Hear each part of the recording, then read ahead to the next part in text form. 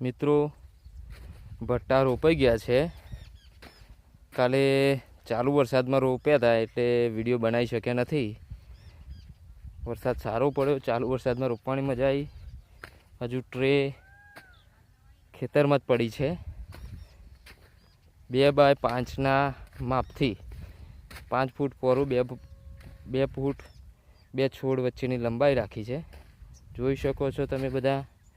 હજુ તો કાલે રોપેલા છે એટલે એટલું બધું કંઈ સારું દેખાતું નહીં હોય, પણ આમ બી સીધા ચાસ કદાચ દેખાતા હોય તો.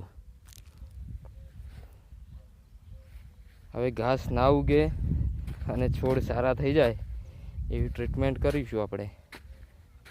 અને કંઈ સલાહ સૂચન હોય તો કોમેન્ટ કરજો. ખાતર, દવા કે શેનો ઉપયોગ કરવો, દરેક મિત્રો વધુ જાણવા મળે મને એના માટે. Thank you.